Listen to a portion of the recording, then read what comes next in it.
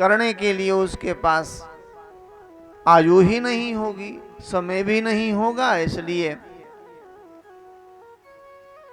एक घड़ी आधो घड़ी, आधो में पुण्याध, तुलसी संगत साधु की हरे कोटि अपराध। थोड़ा थोड़ा ही सत्संग सुन लेगा तो उसका बहुत बड़ा कल्याण होगा। सत्संग की बड़ी महिमा है। सत्संग के द्वारा वे कथा श्रवण कर अपने जीवन को धन्य बना सकेगा। कृत युग त्रेता द्वापर, पूजा मखरु जोग, जो गति होई सो कली हरि, नाम ते पावहि लोग।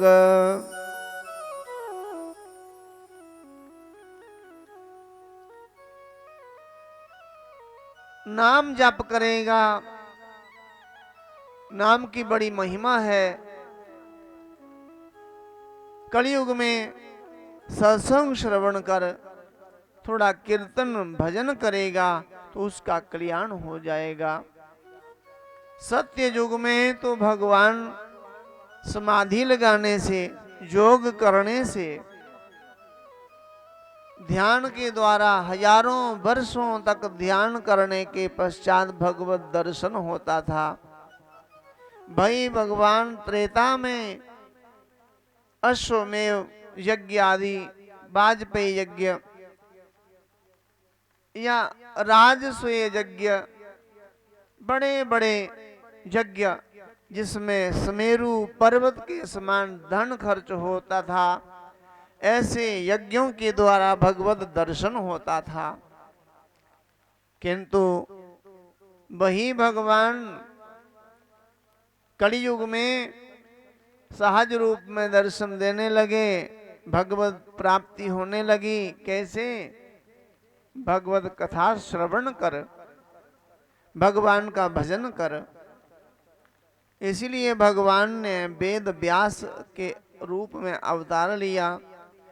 4 वेद और 6 शास्त्र, सांख्य, मीमांसा, वैशेषिक दर्शन इत्यादि शास्त्रों का निर्माण किया और 18 हमारे पुराण हुए,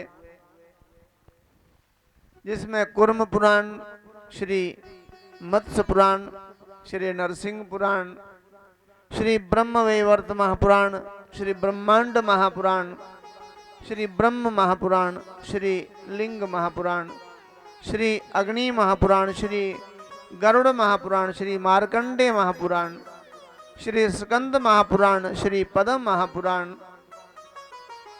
ये पुराण है। और आखिर में जो है श्रीमद भागवत महापुराण। इन 18 पुराणों की भगवान ने रचना की।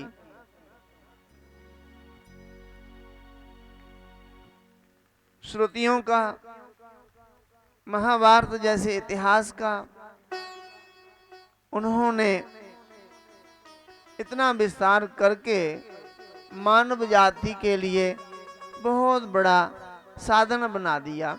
हम किसी भी साधन के द्वारा भगवत प्राप्ति कर सकते हैं। ऋषियों के जीवन की, महापुरुषों के जीवन की जो अनुभूति है, उनके जीवन के जो अनुभव हैं, हमें सहज रूप में प्राप्त होने लगे। ऋषियों के हम बड़े ऋणी हो गए, क्योंकि उनके जीवन के लंबे जीवनों का उनका तजर्बा है, अनुभव है। जैसे वृक्ष कोई लगाता है, पशुओं से बचाता है, गर्मियों के दिनों में पानी डाल डाल के उसकी जड़ों में उसका पालन करता है।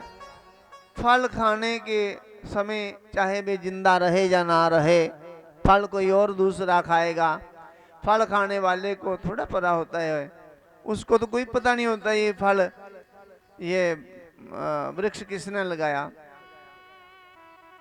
तो ऐसे हमें सहज रूप में बिना तप किए, बिना जीवन के अनुभव के कथा सुनने को प्राप्त होती है। ये कथा ऐसे ही नहीं लिखी गई, ये बड़े लंबे जीवन का अनुभव और जिनके 3 जन्मों की, कई जन्मों की जो खबर रखते हैं, साक्षात ब्रह्मा विष्णु और महेश का अवतार है भगवान वेद व्यास जी। तीनों त्रिदेवों का समावेश है भगवान वेद व्यास जी में। कोई भी अच्छी बात का बहुत बृहदता के साथ विस्तार करते हैं, व्यास का अर्थ ही बढ़ाना होता है। तो भगवान श्री कृष्ण देवपायन अर्थात भगवान वेद व्यास जी ने पुराणों की रचना की और उसमें श्री गणेश भगवान का बहुत सहयोग रहा और देवऋषि नारद जी भी उसमें सहभागी बने। देवऋषि नारद जी ने ही चतुश्लोकी भागवत का उपदेश दिया था भगवान वेद व्यास जी को। हम जिनसे कोई एक मंत्र भी श्रवण करते हैं ना, उनका आभार व्यक्त करना चाहिए। बिना आभार व्यक्त किए कोई भी मंत्र, कोई भी शिक्षा दीक्षा हमें सफल नहीं करेगी। ये बहुत बड़ी रहस्यमयी बात है। तो भगवान वेद व्यास जी ने देवऋषि नारद जी का धन्यवाद किया। है देवऋषि नारद, आपने मुझे चतुश्लोकी भागवत जो अहमेवास्मेवाग्रे नान्यद यद सद सद परम पश्चादहं यद तच्च यो अविशिष्येत् सो अस्म्यहम् रित्यर्थम यत् प्रतीयेत न प्रतीयेत चात्मनि तद्विद्यात्मनो। चतुश्लोकी भागवत जो है श्रीमद् भागवत महापुराण का ये सार है। कलियुग के लोगों को समझ में नहीं आएगा क्योंकि अल्पायु और अल्प बुद्धि होंगे। हम भले ही अपने आप को बड़े बुद्धिमान, चतुर, पढ़ा लिखा मान लेते हैं, किंतु अपने पूर्वजों से ज्यादा हम बुद्धिमान कभी हो नहीं सकते। ये पक्की बात मान लेना।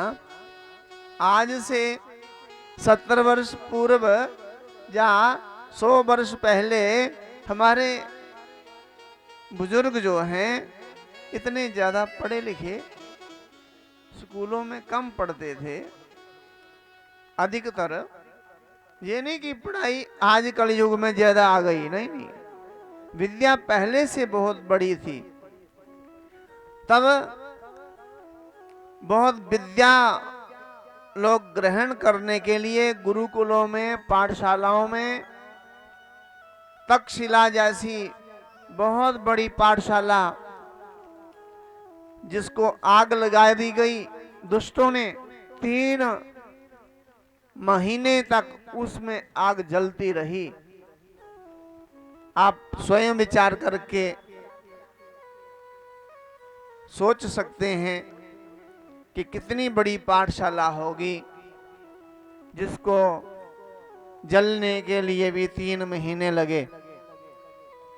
कितने बड़े हमारे पास इतिहास ग्रंथ और कितनी बड़ी विद्याएं थी हमारे ऋषियों के पास।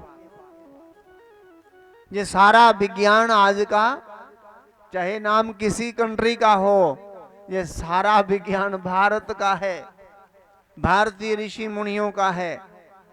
इन्होंने बड़ी कठिन तपस्याएं करके अपने जीवन के अनुभव हमें सहज रूप में ही दे दिए।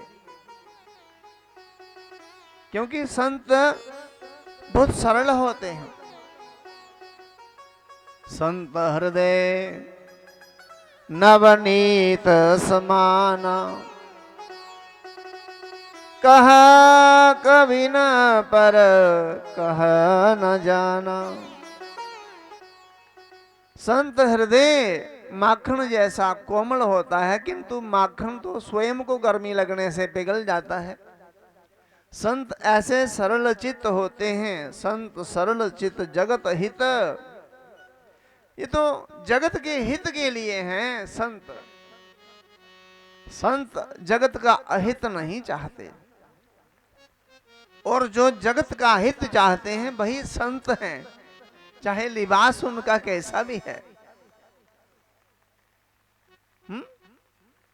संत जगत हित,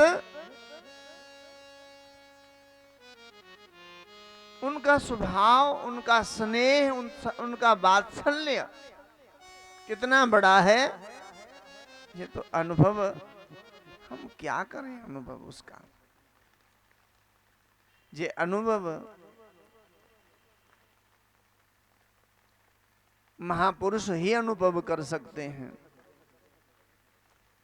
सूर्य जैसा तो सूर्य ही हो सकते हैं, चंद्र जैसे तो चंद्र ही हो सकते हैं, अग्नि जैसे तो अग्नि ही हो सकते हैं। एक जैसा दूसरा कैसे हो सकता है। हम तो बोल